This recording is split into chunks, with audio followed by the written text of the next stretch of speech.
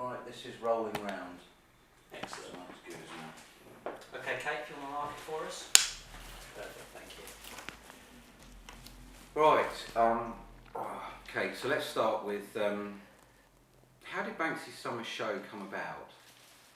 It was through an approach that his people made to us at the museum. So the first we knew about it was that he rang, well, not him personally, but his people rang up the museum, and I think they tried to speak to me, but I wasn't available. But they ended up getting hold of the exhibitions manager at the time and said that they were interested in working with us. And of course we all thought it was a bit of a joke at first. We thought, oh yeah, who's this ringing us up saying it's Banksy wants to have an exhibition with you? Because it was just like, we'd sort of said, oh, wouldn't it be great if we could work with Banksy? But never thinking that he would work with somewhere like us. So anyway, when the call happened, the first I knew about it was that Phil came into my office and said, Banksy's people want to take me to New York. And of course, in local government museums, this doesn't happen very often. So anyway, I said to him, well, they must be serious then if they want to fly to New York to see his show, because he'd got the pet store on in New York at the time, and it was going down. It was only there for days, so they wanted to get him out there to see it, because the proposal was to bring the pet store to Bristol. Right, okay. So Phil went out there and had a look and met everyone, and then obviously we realised it was serious. Okay, cool. So yeah, so as you say, the pet store was just going to come to the Bristol City Museum, and that was just going to be the exhibit. There wasn't going to be everything that we saw, basically. Well, that was the initial proposal, Right. and clearly Banksy had been into the museum and had looked about, and actually he'd done a drawing which Phil had faxed to him while he was in New York, of where he wanted the pet store to be exhibited in the museum. So that was the initial proposal. But and this was, months and months before we opened. So there was time to develop that. But what happened was through that series of conversations, and I guess because we as a team were really open to working with him, and I think that grew as we went through the process. The ideas developed, and it became an exhibition that took over the whole of the building in the end. Right. So really, would you say from the kind of initial contact that Banksy's organisation made with the museum, there was an accepting attitude at the Bristol City Museum, right from top management, all down to because it's a controversial idea, isn't it? We know Banksy's not. He's not an easy fit, is he? In some ways, it's. Well, I was the director, and I made decisions about programming.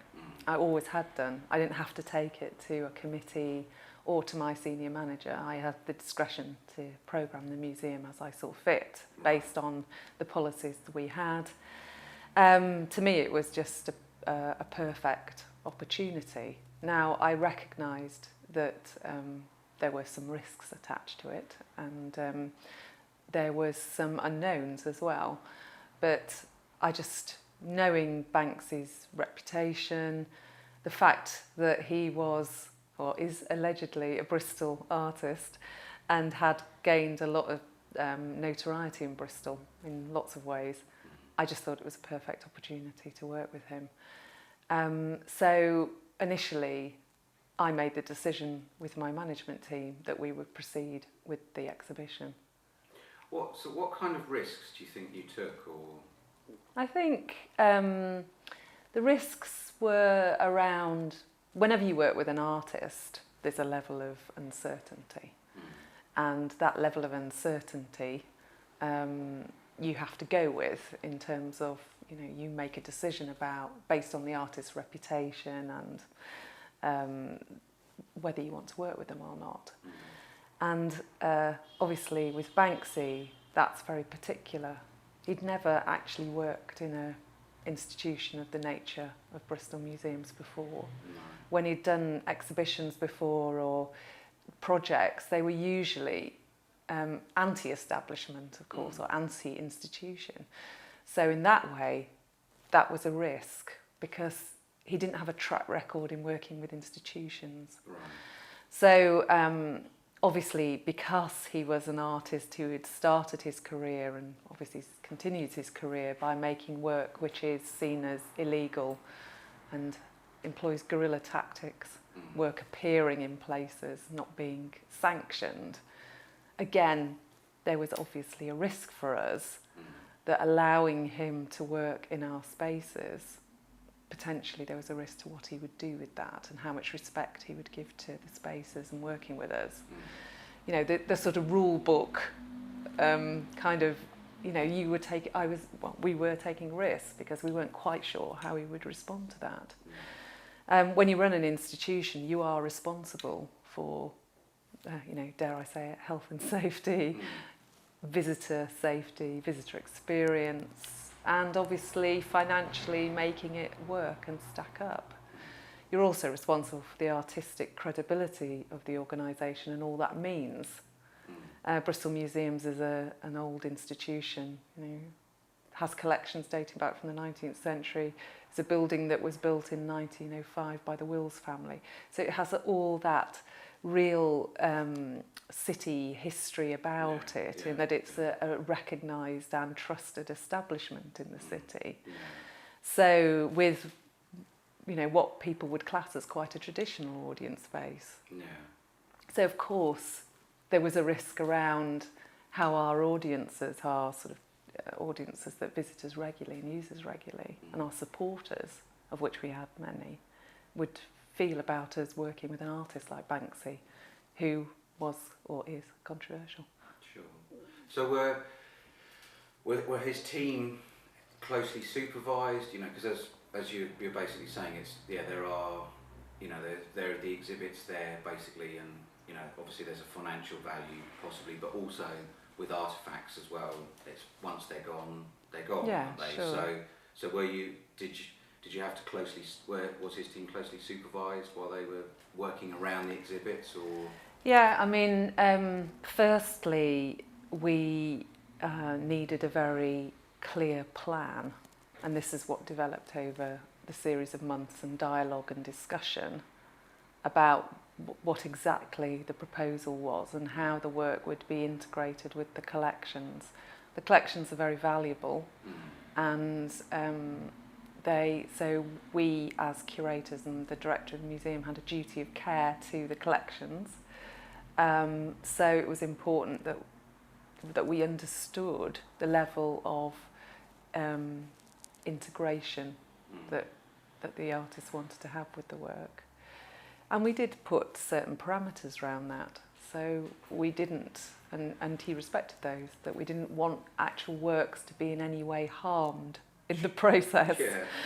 Because, you know, that wouldn't be us showing a duty of care to the work. So that's what we made very explicitly clear. And so he stuck to that. And so weren't harmed. There was a negotiation throughout that process. Then in terms of installing, yes, they were closely supervised. Our technicians worked with them, and our curators in the end worked with them as well. So, but it was all very carefully planned and very carefully orchestrated. How long did it take to set up the show? Well, obviously planning and work off site had been going on for weeks. So a lot of background work by Banksy's team took place, and by the team at the museum, preparing the spaces and making sure everything was ready to go in, because the actual installing the work had to be very quick. Right. And that was because, I mean, we normally took a week to 2 weeks to change around a temporary exhibition, even a modest one. But this installation was the whole of the museum, as in work was all over the building, so it wasn't isolated to one place, and it actually involved quite major work to the building, including the whole of one of the hallways was blacked out in preparation for the pet store coming in. and then a lot of walls painted black, etc. So not what we'd usually do. And so a lot of preparation had to happen beforehand, and we had to do that preparation as covertly as possible. And then the work was installed basically in less than 48 hours. Was it done under cover of night? Because obviously, you know, there's a lot of interest in Banksy in this country, and you know, there's certain, however, there's certain people, whoever they might be, journalists and stuff, who want to reveal who he is, because Kate, you must have seen him, I guess, but you wouldn't know who you. No, you wouldn't, you know. But so were there press? You know, how was all the installing of this work done so covertly, so that nobody noticed? Because at times, the way I see a lot of the street pieces, they're done in a way, so he's meant to be there, so nobody questions what's going on. You know, so I guess, is that how it was set up at Bristol? That there was nothing unusual going on, really. Just well, there was a small group of us in the museum's team that knew what was going on and that planned everything. And then because it was a major installation process, but we had to do it very quickly because of exactly the point you've made, which is the intrigue, and the fact that we didn't want anyone to see anything before we opened the doors. Sure. So to do that, a lot of preparation beforehand, a lot of work was made off-site and stored ready to come in. And then we actually closed for 2 days, which we never did. We only closed at Christmas, and so it was really unusual for the whole museum to close. But what we told the public, and in fact what we told the majority of the staff, was that we were closing for maintenance. And we literally put signs up and just said we're closed for a couple of days for essential maintenance. Sure. And that's when it happened. We brought everything in, and they worked for 2 nights to install it, with a team in the museum who were then part of the process. To minimise risk, we had to keep everything to a small group until the moment when we felt able to do that, able to release the information wider. And in terms of press, everything was kept really close-knit, and nothing was released to the press until literally the day that we launched, when Banksy's people gave the local paper an exclusive for that morning, and then we went on live on Radio 4 and announced it.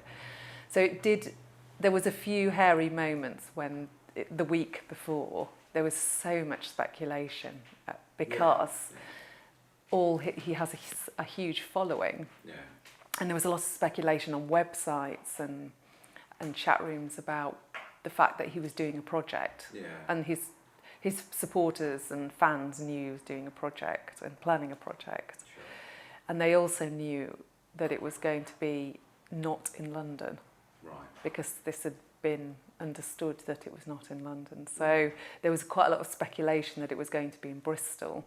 And so people were starting to speculate about where this project was going to be. So they were sniffing around, looking around what was happening. And so there was some moments that week when things went up on the website speculating. Now, of course, the absolute delight of what we did was nobody speculated that Banksy was going to appear in the institution that he appeared in, because in some ways it was almost so, anathema really to think that he would end up showing in Bristol's historic museum. Almost like the institution that he wouldn't appear in, because he traditionally had been very anti-establishment. And the museum was a very traditional museum and seen as such, that he appeared there. So we got away with it. And it's most probably, it's, as we know, he has appeared in an institution like the Bristol City Museum in the past, but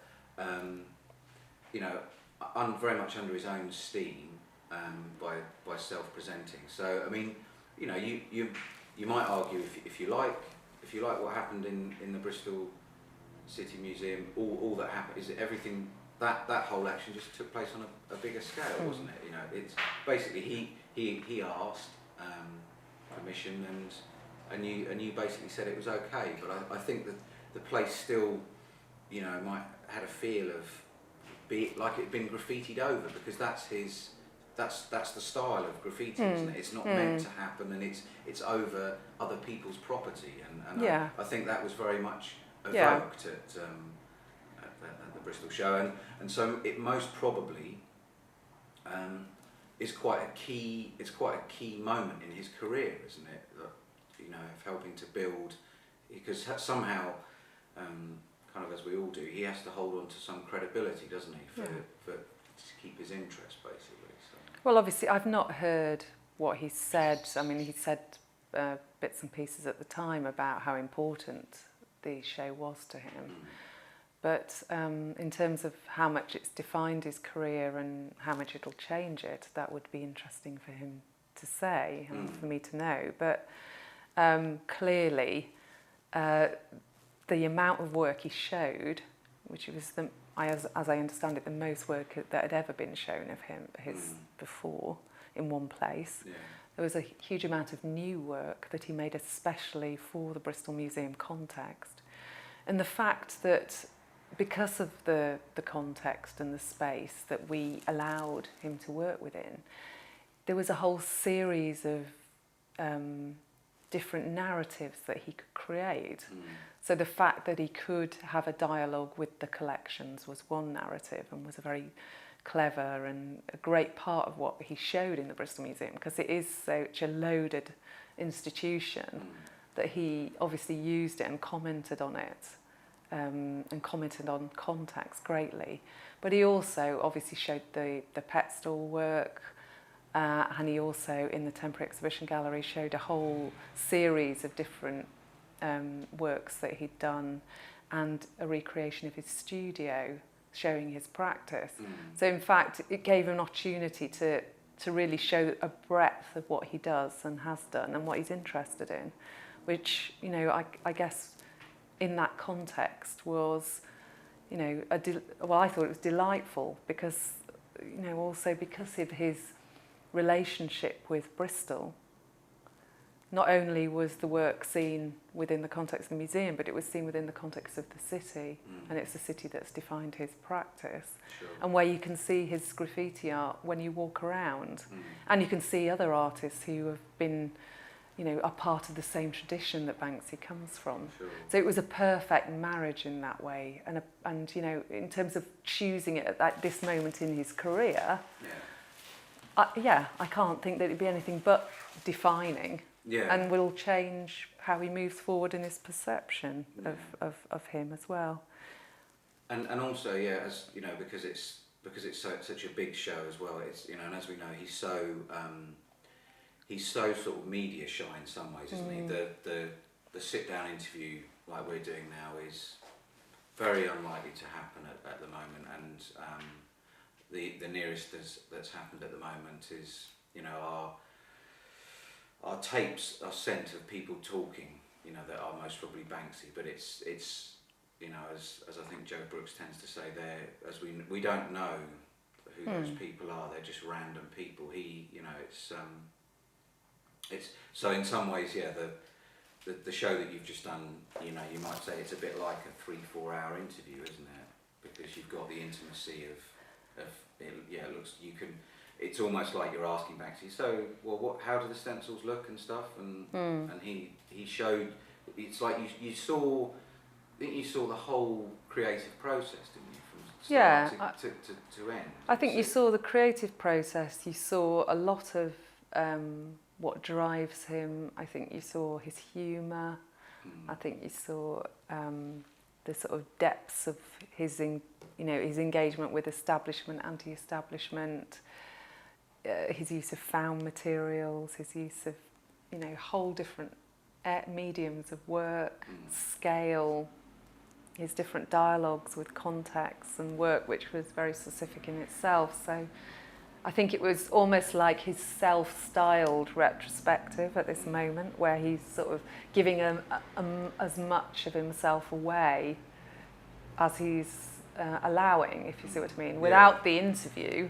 I mean, he did do email interviews as part of the coverage. Again, whether that was him or not, or his PR company, nobody knows. No, and they're very controlled, aren't they? Yeah. That allows somebody to be very, you know, like as I was mentioning earlier, the Facebook profile, if that is Banksy, it's very, you can take time in uploading what you want, can't you? There's not, but you're not caught off guard. Sure, it's all part of the it's all part of the persona.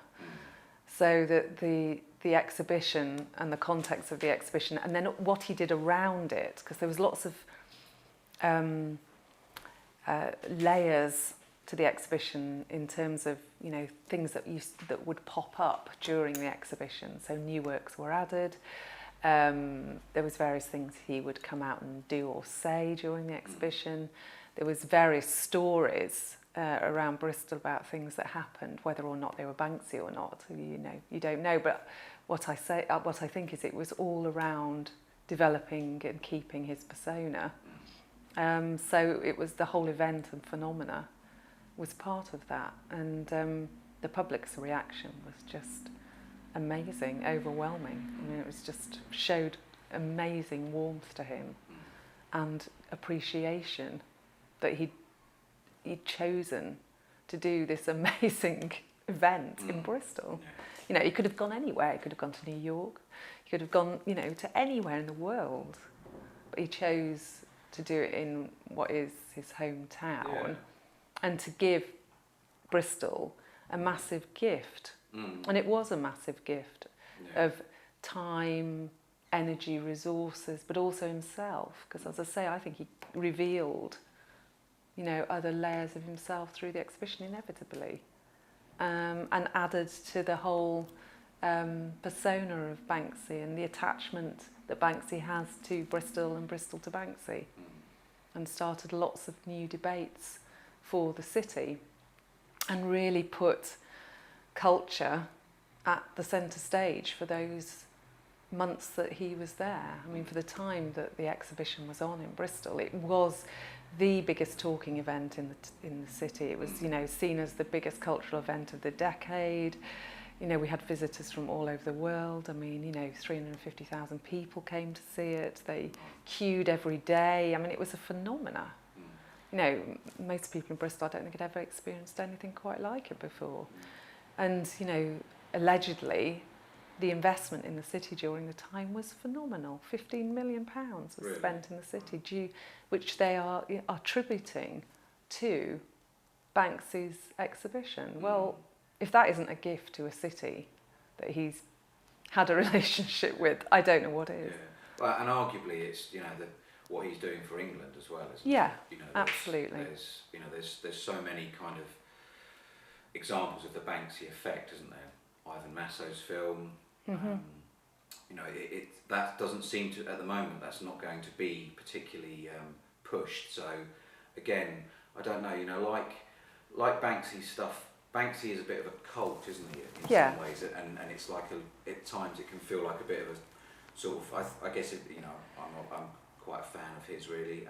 It's like you join this little club, isn't it, of all this, the way that you know, the way that you interact with the work, you know, as I say, it seems very multimedia as well. You know, you've got the museum show, you've got what's going on Facebook, and then even, you know, I think Kate, you know, then people like me are just deciding to make a film, so we're sort of further promoting what he's done, or giving some sort of voice, you know, to trying to understand why, you know, why he works so well, or, you know, he resonates. He resonates very well with the English, certainly, doesn't he? I mean, it's, you know, it's like everyone in England would know who he was. It's a bit different when you move around the rest of the world, isn't it? He's not. I don't know, actually. I was in New York recently, and I met some people for the first time, and they instantly said, you did Banksy at Bristol, in Bristol, didn't you? So, I mean, you know, there is a sense which actually the media coverage on that show was worldwide, and he is worldwide in certain, you know, he's worked in other countries. He does have a cult, which is actually even beyond England, in my view. I think, I mean, what was really clear by the people that came to the exhibition was so broad-based. I mean, it was just, you know, what was fantastic to see was not only had people travelled from all over the country, but sort of more heartwarming for me was the fact that people from Bristol who had never been to the museum before and who wouldn't go to a cultural event, in you know, what was classed as a cultural event, they just wouldn't step through the door, were coming to the museum to see Banksy because it was him.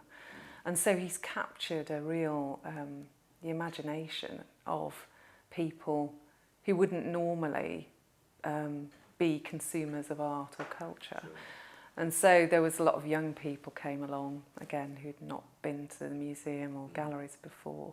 But there was also people that just I think it's a lot to do with his persona, a lot to do with his anti-establishment, a lot to do with the fact that he is, I think, really accessible to people in terms of his humour, his ideas, and his imagery.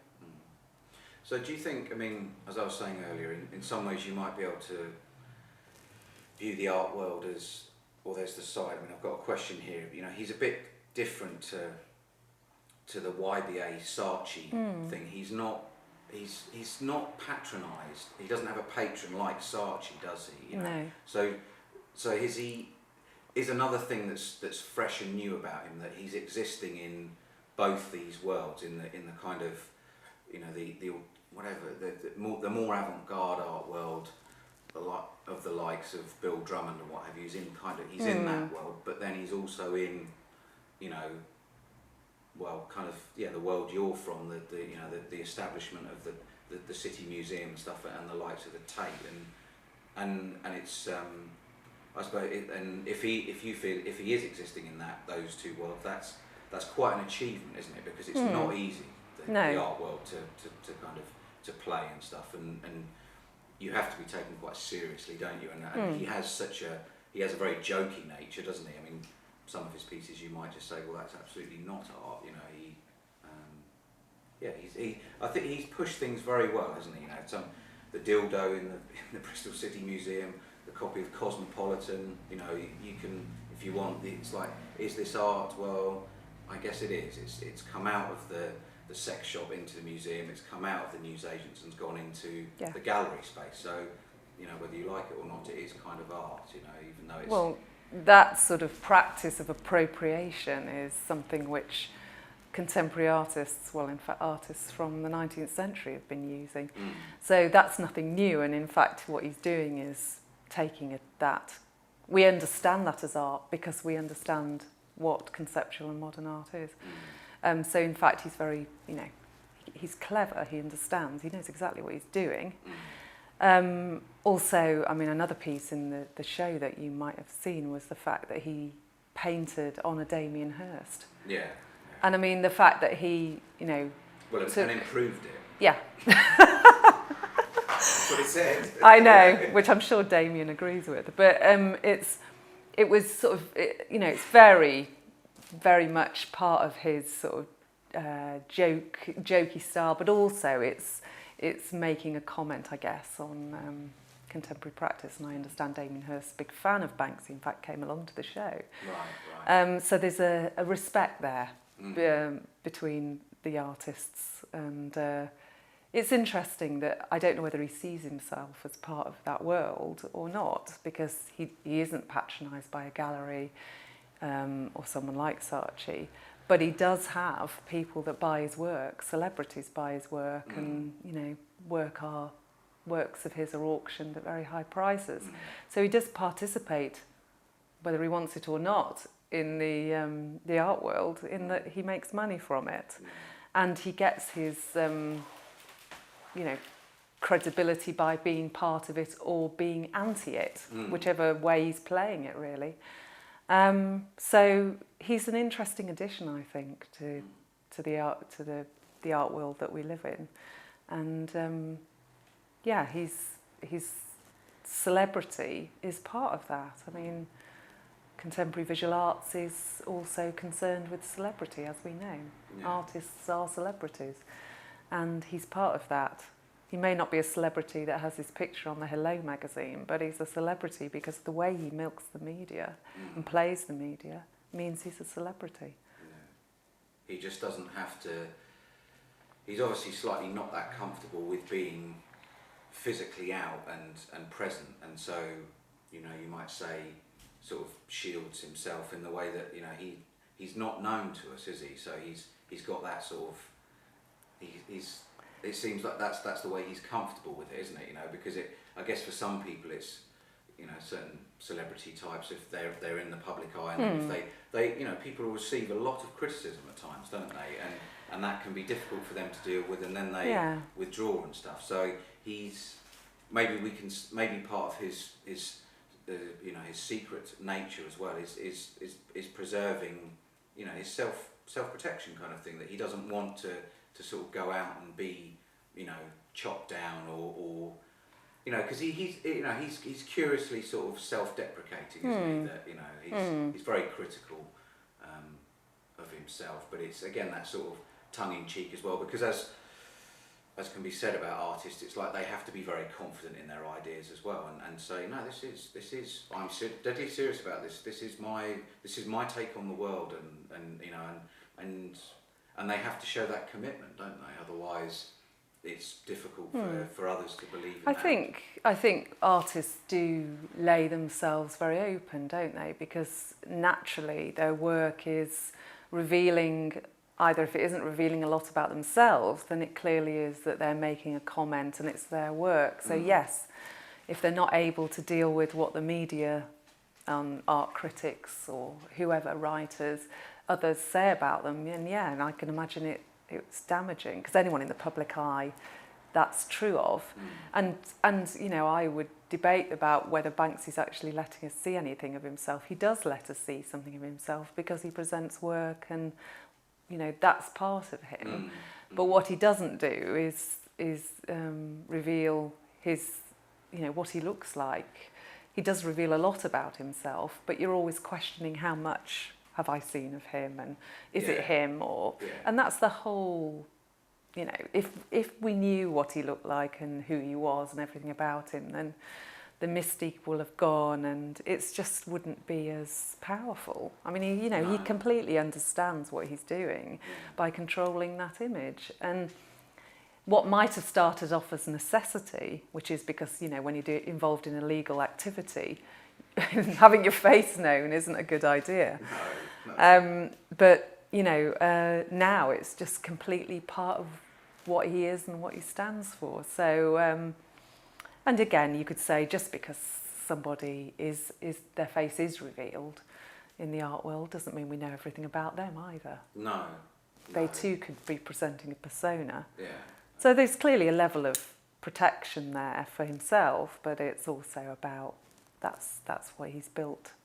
Yeah, because the brand on. Yeah, and I think it's fair to say, isn't it? It's a very key, you know, interest driver, isn't it? It doesn't. I mean, I don't tire of you know, who is he? We don't know who he is, and you go and talk to somebody who doesn't know about Banksy, and they say, no, it's easy to find out who he is. No, it's not. If you think about it, you can't find out who he is. And you know, Charles Saatchi does a certain degree of this, doesn't he? He, you know, the School of Saatchi program that's on at the moment. There's all, you know, they build drama around the fact that Charles looks at the work, but you don't see him talking about it. You see his face and stuff, but so that's it's driving interest, because we want to know who these people are, don't we? And we like to hear them talking about why they do what they do and what their life is, because then we sort of are able to relate sometimes in a better way, or just in another way, isn't it? So and we're so used to having celebrities who are plastered all over everything in terms of, because it is about a lot of celebrities, it's about how they look, you know, particularly the Victoria Beckham and that syndrome of just, it's all about how someone looks and how someone appears. I think what Banksy doing is about his image in celebrity, but in a very different way. It's much more about his covert, obviously, behaviour, but also it's about revealing a much more sophisticated and, I suppose, layered personality, I would say. Yeah. And I mean, people say he has a very, strong work ethic and stuff, and so maybe the interest as well is constantly driven because he's most probably got, or seems to most probably keep a good balance. He hasn't oversaturated us with his work, I don't think, has he? But certainly dishes out. You'd say the show in Bristol that's a massive dose of Banksy. So if you're really into Banksy, it's like you went to the Bristol show and you got you can spend, if you want to, you can spend all day in there. You're wandering around going, right, I think I've seen everything. And then, as it was said as well, wasn't it, that he dropped, as you said, he dropped other work. So there's the enticer to go back, isn't there? And because I might see something I haven't seen. It's like there's always something you don't know what's going to happen next. We're sat here and what's next? We Exactly. know we know the print's next, and then but the kind of street pieces and what's going to happen on that. We could have something. We could have something that really tops. Maybe he'll just he's building up to such a level. He's under. People say he's under a lot of pressure to perform all the time, isn't he? Because we want to be completely blown away, don't we, by the next thing? Well, certainly, he's clearly very clever because I think the fact that he infiltrated Bristol Museum, it was a surprise to everybody because it just seemed, to me it was the perfect, as I said, perfect marriage in that between the traditional institution and the city and him, and it wouldn't have had the same power if it had done it in Tate Modern. It would be completely different. But the fact that he wanted to work in the museum in the way he did was incredibly unexpected, I think, to most people. So yes, I think it's showing that he can surprise. The scale of it was phenomenal. And yes, he invested so much of his energy and resources into that show. It was just incredible. His team were incredibly hardworking and professional, and so it was not an amateurish performance. It was a huge machine, and so he's made me realise that he could do whatever he wanted. So maybe he'll come out and surprise us again, or maybe he'll go underground for a bit. The Bristol show was his biggest show he'd done, and certainly hadn't shown work in the UK for years before, and definitely not on that scale. So do you think it's slightly unlikely for him to do, a show, have something in the Tate or some big institution in London? Because I'm just thinking, does that seem to not really fit with what he is? As we've said, the Bristol show. You can just tally it up and go, well, yeah, it's great. He's from Bristol. He went back to the place where he came from to show where he was. But he's maybe the best way that he's in the Tate and stuff, has been by the crap on the stairs that he painted, or just the fact that his book's for sale is maybe just enough. Do we need to see Banksy in the Tate? If we do, will we just be a bit like, well, has he become too much the establishment for us? Because do we want him to constantly be this, a bit anti-establishment and not an outsider, isn't it? It is an outsider. I can't quite imagine him having a show at the Tate because it somehow feels like it would be really. He might do. I wouldn't put anything past him, but and of course he could. But and someone could gather a group of Banksys together and say, "This is Banksy's work." But I think there was a special intervention in Bristol, because all that context of it being his hometown, and it was for his home audience and a city he loves and knows well. But it was also the fact that he chose somewhere where it's such a loaded context and loaded institutional context, because it is a museum with very traditional displays, and a museum which, you know, needs investment and also is a very important resource for the city. And so what he was almost by giving the show to and working in commenting on the collection and the building, he was drawing attention to it in a way which was both respectful but also saying this is important to me, but also had a huge level of irony and humour and, you know, all that around what he was doing with the collections, what he was doing with the work. So it was, you know, those two perfect things of being sort of very sort of humourful, playful, ironic, but yet respectful and clearly loved the museum context. So in that way, it would be very difficult to replicate that, because it's like he's, you know, it's the element of surprise and the specialness of context, I think, was really important. Yes, he may appear in the Museum of Modern Art or Tate or something in the future, but that would be a very different sort of statement, I think. Yeah, more kind of retrospective, isn't it, and not something necessarily particularly fresh and new, because, you know, when you talk about an artist's career and stuff, or maybe the way you think they may view their work, it's like they're trying to do something new and stuff. So if he was to be shown in Tate Britain or whatever, then it might just be like, he might feel I'm sort of just revisiting what I did at Bristol, and I, you know, he achieved a lot from Bristol, so it's like, no, let's think of, you know, something bigger, isn't it? You know, is he you know, he possibly has, because of his, you know, the financial resource and the status that he's at, he, you know, it's maybe he can virtually do anything on any scale, can't he? He's sort of, yeah, he's created he's got complete artistic freedom, really, hasn't he? He's a lot of people are going to say yes to him, basically, aren't they?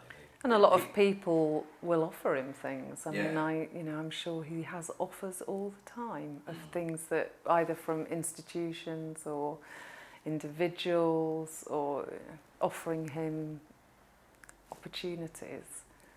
But in some ways, you know, how often he would want to do that, I don't know. But I can't imagine, I should imagine he's very choosy about what he does, and rightly so, because, you know, managing his exposure and his associations are clearly a big part of the whole image and personality. Sure. So, of course, I will watch with interest to see what he, like you said yourself, what he does next, because for me that's part of the whole persona and the brand, is like, what does he do next? Where does he go next? How does he top that? What narrative does he want to create next? And yeah, he can do what he wants, I think, because, you know, the fact of the matter is, the show only happened because he approached us and he resourced it, and our part in that was we said yes and we made it happen, and we worked with him in a way to enable him to have as much creative freedom as we could possibly allow him to. And that's why I think it was successful, is because those things came together.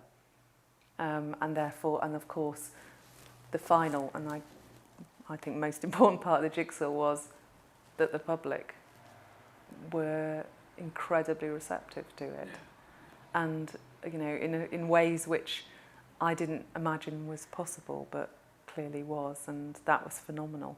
So it showed the appetite for his work, and it showed an appetite for there's an appetite for seeing and consuming and enjoying work of that nature, which I found really refreshing, actually. Yeah, it's, he's just very, he makes himself accessible, doesn't he? The show, that no charge to get into the museum. Yeah. You know, it's just, he just wants to. He was very clear about that. He was very clear that it all had to be free. I mean, Bristol Museum is a free institution anyway. Yeah. So obviously that's choosing us. He knew that we were free. We also were the sort of place where people would just pop along to in their lunchtime, or people were very familiar with us as a place where it's the local museum and we go and see work. So I think it was important to him that that money wasn't made out of it in that way, or that there was any bars to entry, or any barriers to entry. No. And there certainly wasn't. I mean, the only thing that restricted entry was the number of people who could physically get in the building at any one time, which in itself was had to be managed very carefully, because it was people queued around the block for 4 hours to get in. Yeah. So, which in itself is phenomenal. That people, and in a very good-humoured way, would queue for 4 hours to go and see the work. So what do you think, did much of the work get sold, or do you know what's happened to the work? How was the show dismantled and taken away in very much the same way that it was, assembled, all covertly and quietly? And It was taken away. He gave 2 pieces to the museum for their collection, which we always knew he would. He always said he would give 2 pieces to the museum, which is great. So they're left there. Which 2 pieces? One of the statues as you went in, and then a painting as well. So they'll be there in the collection forever, which is fabulous. The rest of the work, some of it was owned. I don't know how many were sold, but I know there was an interest in buying work from the show, so no doubt some of it was sold. And then I guess some of it was returned to him and dismantled. Whether it will pop up again, we will see. Because the pet shop works have been shown more than once, and other things have been shown more than once. So, so it's gone away, and the museum's back to how it was, I guess, but changed forever by that experience. Yeah. Can't help but be. Yeah, that's very true. So, I mean, we've covered quite a bit, haven't we? And I mean, do you feel that your kind of career it's been of good benefit, or quite a large benefit, to be so closely involved with him, because he's so high profile and is likely to be very well remembered, isn't he? Or his significance. I mean, at times the art world seems to say we don't understand his significance at the moment. We're trying to get a handle on it, because at times that people say the rise has been very quick. Has it really been very quick? I mean, it took he kicked off in the early 90s and stuff. So there's still he's put a good 10 years or so. But maybe depends how it depends what you describe as quick, isn't it? It's like do certain elements of the art establishment want long 20 or 30 years of work before they kind of go, he's really saying something in the art world. It's because at times the art world doesn't like the populist thing, does it? A bit. It has a bit of an issue with that. And I think longevity in the art world is always a very difficult one, because the artists of today that are remembered in 50 years' time, we can only sort of second guess at. I mean, I can't believe that he would slip from history completely because of the impact he's had, and obviously an exhibition like that was held this year is going to be, just because of its popularity, I can't believe it would just disappear. It's a phenomena, but it's very hard to second guess who will have that sort of longevity in art history and who won't of today's artists. I mean, it's the only way you might say that he might be are remembered as, you know, he's referenced such well-known Yeah. artists, Duchamp and Yeah. Warhol and Yeah. stuff, and then on the, is it on a smaller scale, or but in his world, you know, Blek Lerat is, you know, you might say if Blek Lerat hadn't been around and stuff, we'd have no Banksy. Yeah. You know, Yeah. Banksy pays a lot of respect to Blek, doesn't he? So And- yeah, I mean, it's we could, any of us can only really hypothesise, but it would seem quite likely that he's Yeah. to be remembered, isn't he, as a significant English artist, you know? Yeah, and even if the art world and art historians and critics don't always appreciate what he does, whether it's because he's populist or whether because they don't rate him, doesn't mean that you don't enter the history books. And I mean, a lot has been written about him in all ways, both critically and in, you know, in appreciation. And so it will be, I think it's always interesting to see how history is then written or rewritten. Artists do go in and out of fashion. You see that all the time. I mean, working in the art world as I do, you see artists who have been written about a lot and then fall out of favour, but then they often come back again. So this, you know, and what Saatchi buys may say one thing, but what's in the Tate will say another thing, what's collected and what has longevity. So yeah, it's that's part of the excitement, and being in the art world, it's part of the debate that we have, and part of our judgment call as a curator is making judgment calls about artists, about giving them profile or buying their work for collections, and making those judgments and taking risks on people's reputation based on your knowledge and experience. And so the taking the risk thing, Kate, is as well just kind of, you are basically you're aligning with an artist and presenting, just saying, yeah, you know, you're suggesting to the public, yeah, no, there is something interesting happening here. This makes you think in a different way, because even if you don't like it, you can still sort of have some appreciation for, blimey, because as we said, there's always this talk of, God, he took a big risk, or she took a big risk with this work, and at times, or it feels most of the time, that has to be acknowledged, doesn't it?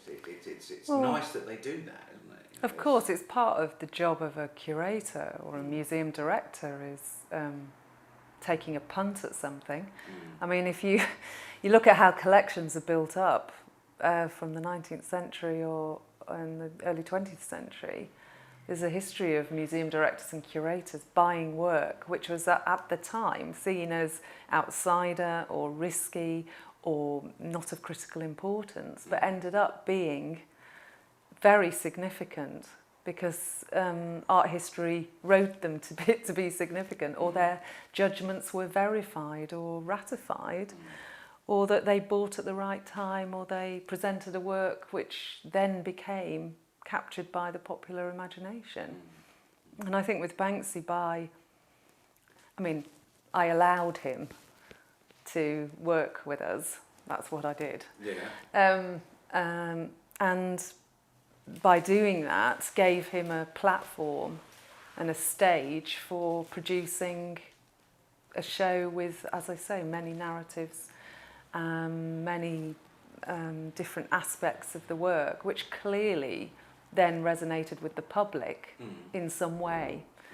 It had various writing critically about it. It was not always appreciated by art critics, but then that's part of what he would expect and I would expect, that Banksy's work would be debated by art critics and people in the art world, and certain people in the art world may feel by aligning myself to him I'm somehow saying it's representing or maybe being too popularist, or maybe they just think, well, it was the right moment and the right time and the right context. I mean, frankly, when people, because I'm asked it often about why I sort of, why I took the risk, and and I sort of say, well, actually I wouldn't have been doing my job properly if I hadn't have taken that risk, in my view. Yeah.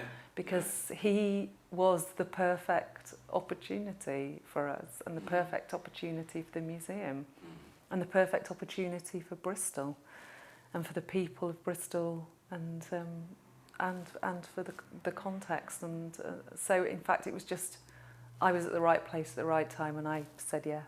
And it's as simple as that. No, that's the nature of art, isn't it? Because Yeah. it's like, are we nearly at an hour, Rob? We are at 55 minutes. So It's not bad, is it? You just go. Not that hopefully we've not gone round in circles, but it's we can't quantify it. You can't write it down and say you do this and that bit will happen and then it'll move on. Of to course this. not. And it's as we've It's said, not accurate science. No. It's I'm not employed in accurate science. I'm employed for a judgment call, and a lot of it is opportunism, spotting the moment, taking the chance, understanding your audiences enough, understanding your context enough, understanding what's needed, and being prepared to work with people and allow artists to have that voice, because working with artists is the sort of bedrock of my, as a curator, what you do. Yeah. He's a contemporary artist, like him or not. He's an artist with a deep attachment and history with the city I was curating the museum of. And so, if he comes knocking on your door and says, I want to work with you, then, I would have been a fool not to, and I would have let my public down. And he's an artist who should be represented in Bristol Museum in some form. And what he did was, rather than let us wait to collect a piece of work or be given a piece of work, Bristol Museums is not a rich institution, and so can't go and speculate on the markets for Banksys. He knew all that. He knew that context. Yeah. And he must have known I was going to be receptive. He must have, otherwise he wouldn't have knocked on my door, I guess. But, actually taking that opportunity was, in my view, the right thing to do, because it's a moment where I don't think it'll be looked back on as anything but successful. Yeah, and at least interesting. Yeah. It's kind of like. It's open debate, it's got people into the museum to talk about Banksy, to talk about the collections, and it's given him a different sort of platform. And graffiti, I think, graffiti's changed as well in this, because there's been a recent explosion, hasn't there? It's, we're at a different, compared to you go back to the early 80s in the New York scene, it was most probably back then far more niche and no one knew. It's now a mainstream. Yeah, I think that's isn't it? true. I think graffiti has changed, but I also think inevitably art production has to change with the times, because the internet has changed art production and distribution, and what contemporary artists have responded and done has changed. The nature of work. Contemporary art is, I'd say, much more talked about, known, and in some ways acceptable than it was even 15 years ago, because I think there's much more popular interest in visual artists, and I think that's for lots of reasons, not less because of the whole celebrity of visual artists, and people actually know the names and who they are, and the interest in visual culture that I think has become really important.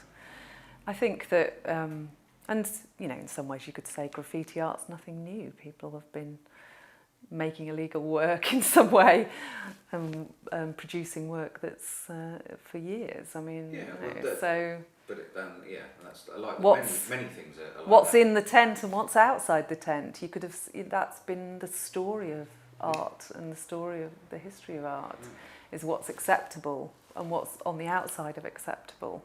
Well, this is just another 21st century version of that. Like there's lots of other 21st century versions of it. So and acceptability is, as we know, is just opinion. It Isn't it? is. There's not. Yeah. Because usually there's not.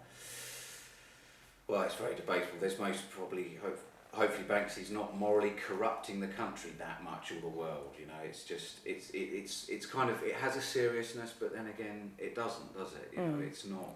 You know, it's. It has a seriousness. It has a humour.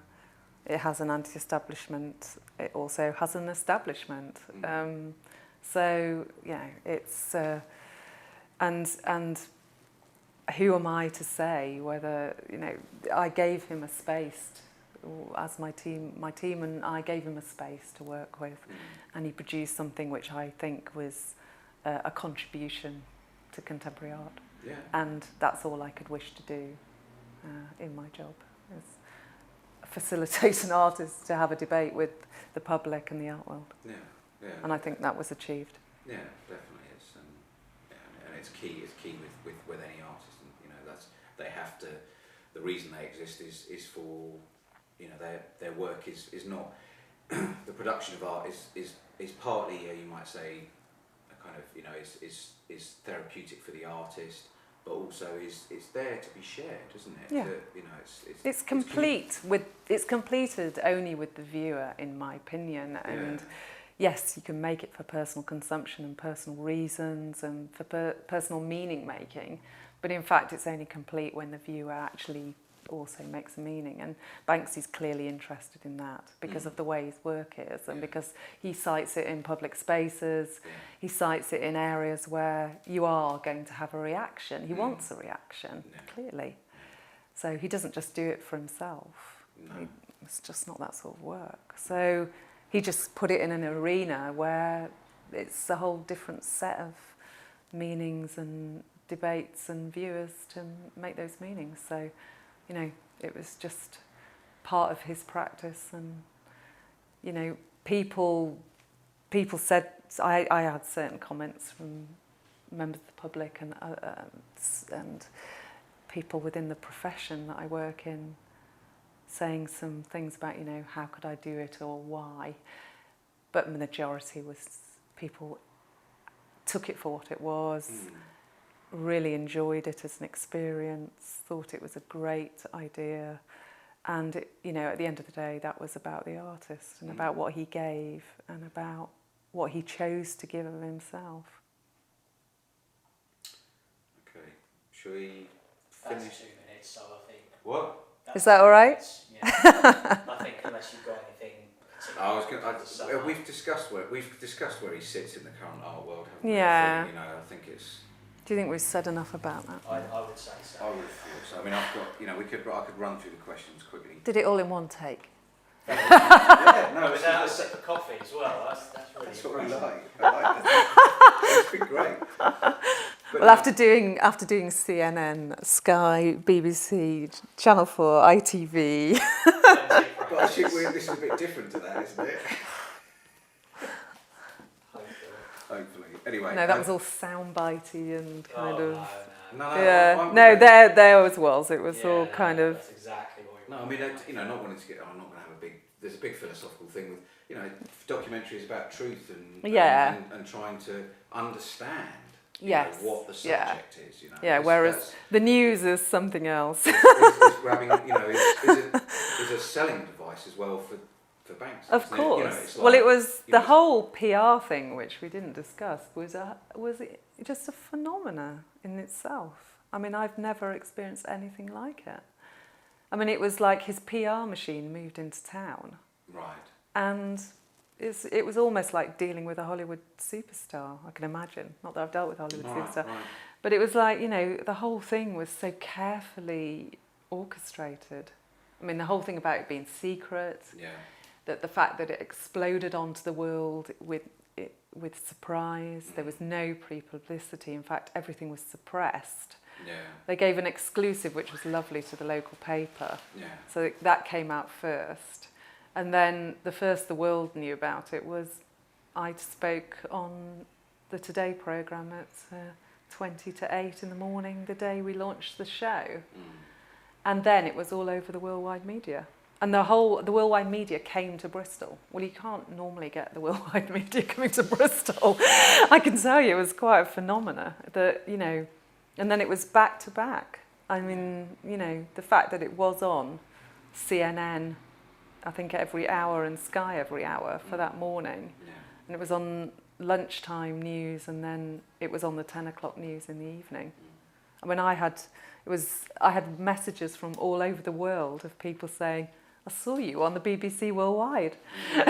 Bristol Museums was on BBC Worldwide. I saw it, you know, CNN, whatever, Channel 4 News.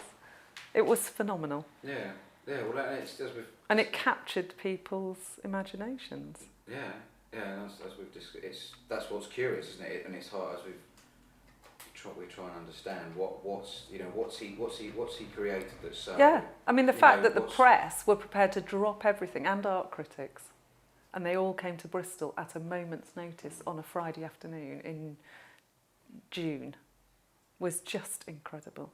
I mean, people say, you know, it's like people say about the work. You look at it, it's kind of. He's referenced Hollywood there.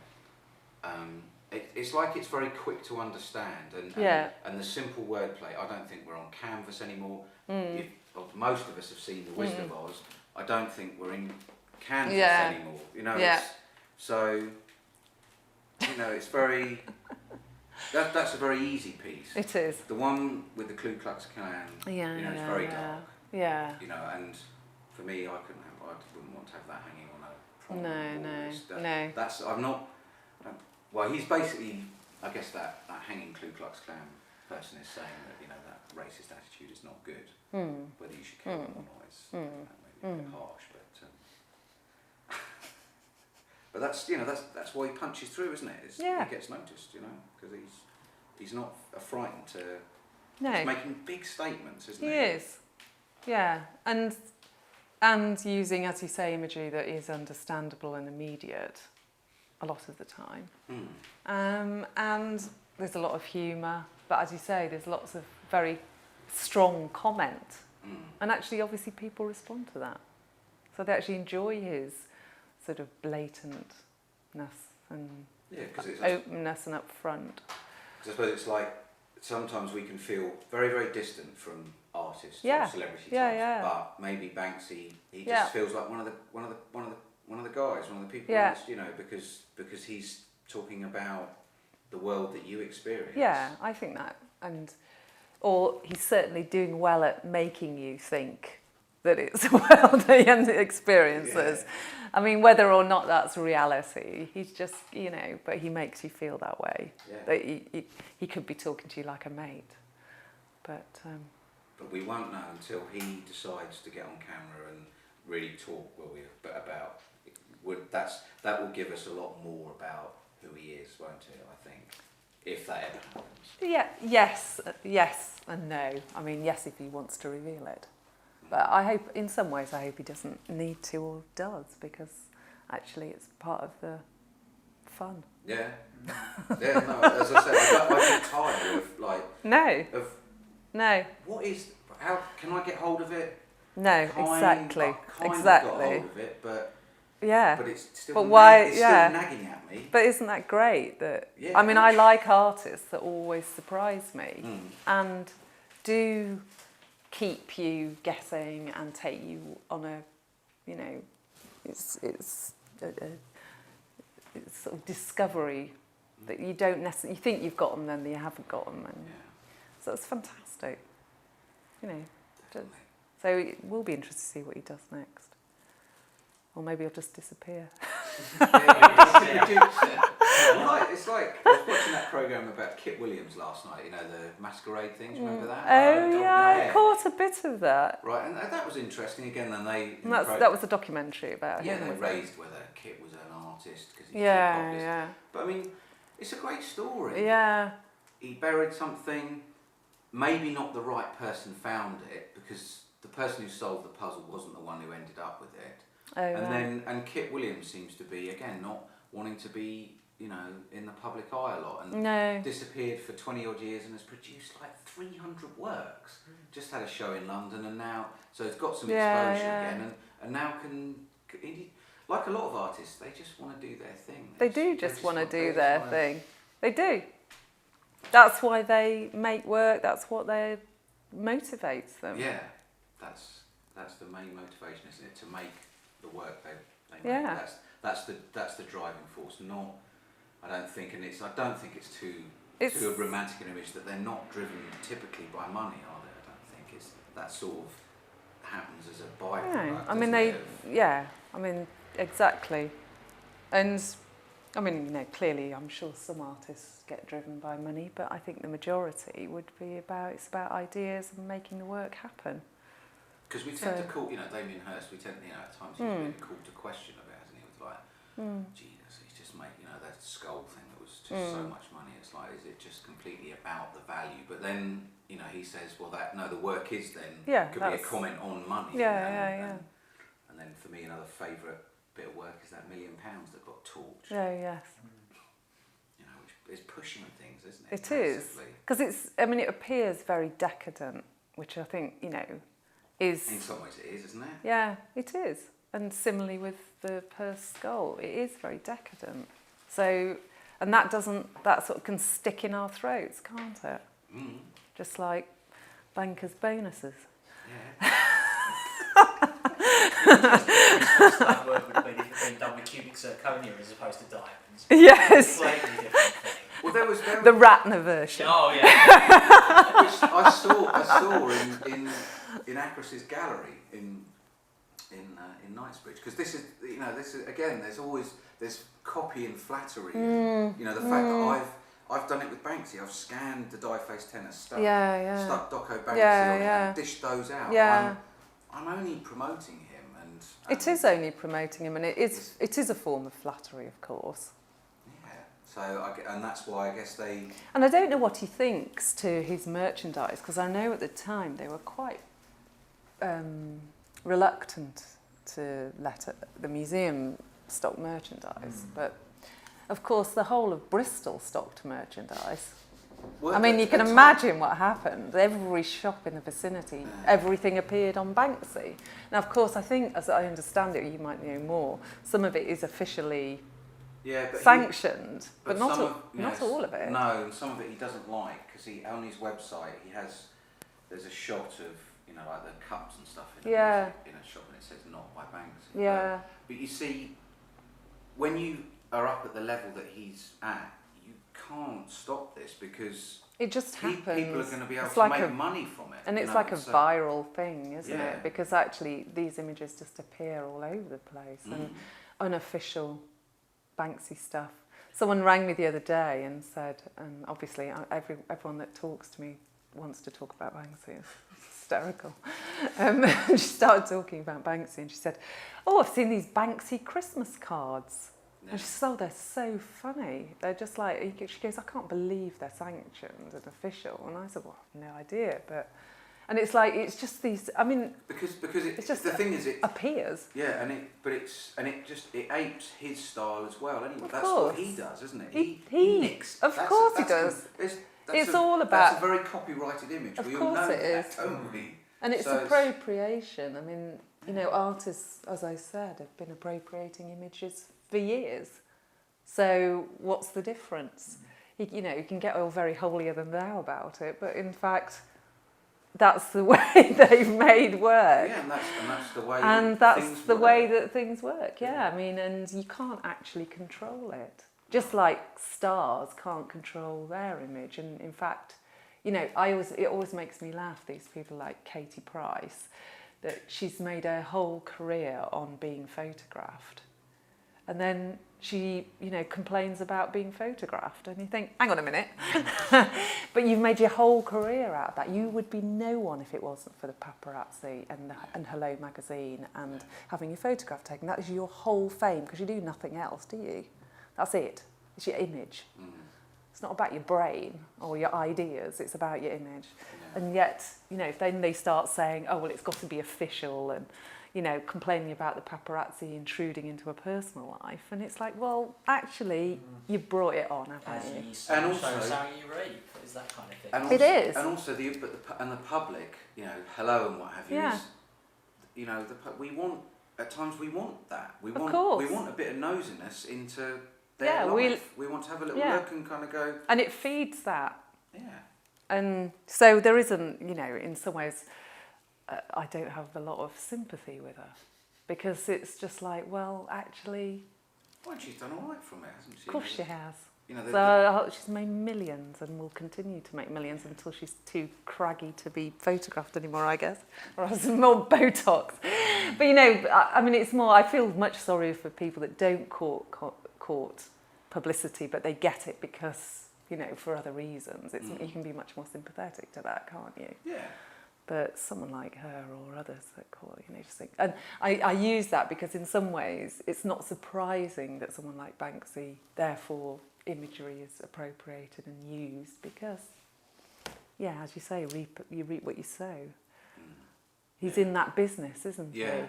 About appropriation and image use. And I just think, well, that's the 21st century, isn't it? It's the 20th century.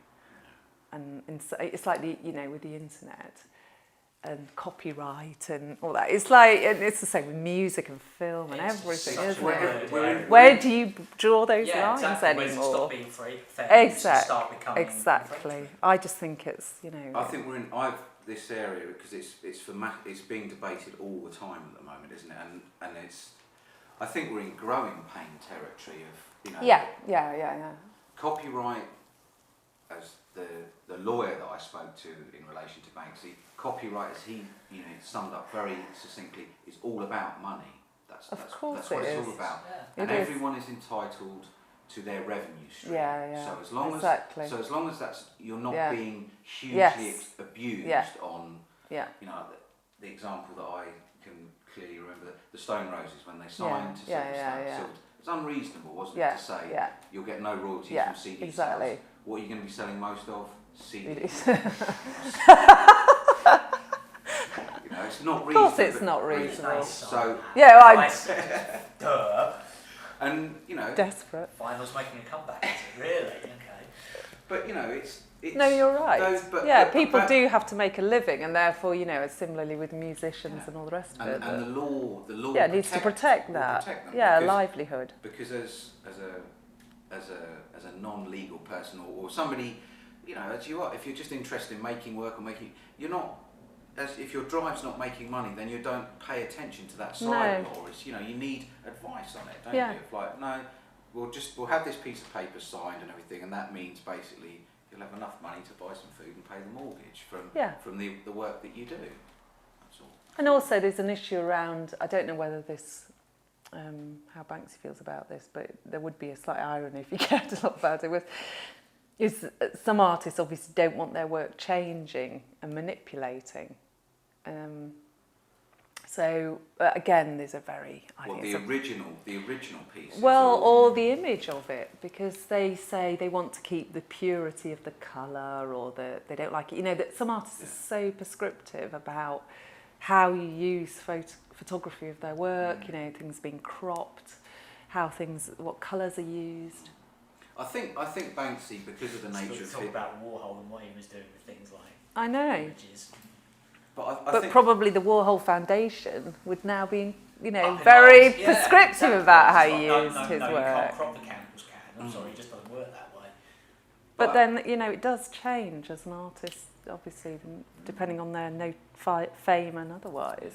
I mean, I like to think that Banksy doesn't have a huge issue with the piece that I mentioned, and any of it. The defacing. The defacing is not nice, you know, because it's destructive and stuff. Yeah. But as I understand, it's just the nature of graffiti culture. It's you're able to do. And you put the work out there, don't you? And so it's almost like a critical comment in some ways. Well, you know, so many, you know, his works get defaced, they get obliterated, some of them get removed and sold. Yeah. I just kind of think he probably thinks that's all part of the whole experience. Yeah. And it kind of is, isn't it? Yeah, I just think. I think so. And also then, in some ways, you know, some practical thing of like, it takes, the cutting out of the stencil takes a lot longer than the execution of the work. The work can be recreated very quickly again. Yeah, exactly. Exactly. So it's yes, the original has gone. Yeah. So that original artwork does, you know, when it's like One Nation under CCTV. That's gone now. The closest we have are all the photographs of it. Yeah. But you know, that's true of, you know, frescoes in churches and lots of other things, isn't it? So I guess he would just see that as that's accelerated version of attrition over time, I guess. Yeah, that's just part of it, isn't it? So, yeah. Right, should we wrap? Let's wrap. Thank you. That is an hour and 20 on the main cam. We lost the other two about